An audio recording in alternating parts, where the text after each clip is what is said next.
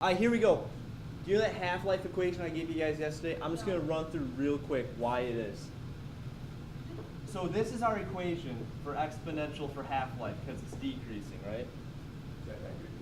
Negative kT because it's getting smaller. And we're saying that equal to 1/2 because it's half of the initial. At what time is it half the initial, right? That's half-life. So if you solve this, you divide, you don't have to write this part down, okay? I'm just doing this as a proof.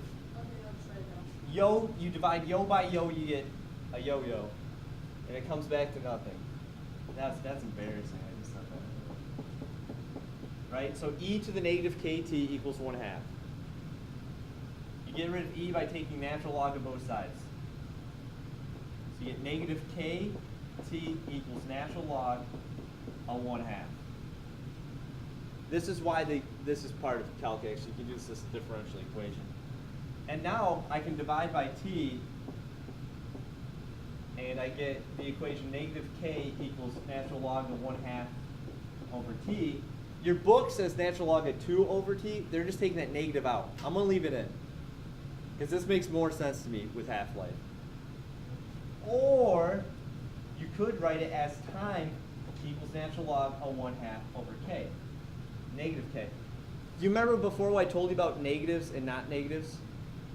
If you forget the negative in your equation, just remember, time is always positive, and k is always positive. Is it K positive mode? Well, what I'm saying is, when you find k, you make it positive, because in your equation, there's the negative sign, right? So if they ask you to find k or t, they're looking for a positive number. So no matter what you do, if you forget your negatives or your positives, just remember, if they're looking for k or t, it's positive. Because if you mess up the negative, it doesn't matter if you realize it's supposed to be positive, okay? So here's the type of problem you'll see with this. Suppose you have some substance with a half-life of 5 years. Find k. Find your constant. So how do I find k of some they'll make up some crazy like smagonium 25. It's not a real thing. Gallium 23 has a half-life of 5 years. Find k. So what do? Natural log of 1/2 divided by 5, right? Equals negative k.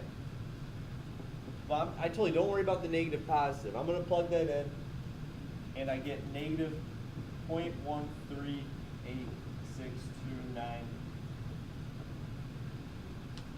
Wait, oh, that's what it equals? That's what it equals. But what's k always? Positive. So I set k. Ask me if I'm sure. Are you sure? I'm positive.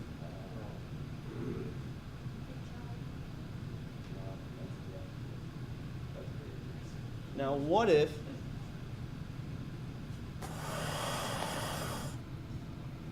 we were looking for, they give you an equation, dy over dt of some substance. You know the rate that's deteriorating at the current moment, right? And you can measure that now. And you find that's equal to negative 0.062y. They'll tell you something is deteriorating at this rate. Wait, is this a new problem? Yes. That one's done. We're done. What was it? K was the answer? Yeah, I said we're looking for k. We want to find half-life. All right. We don't want your kind here. From this equation, this right here is your k. Your k is the instantaneous rate of change. So if that's my k, how do I find t? Natural log of 1/2 divided by negative 0.062.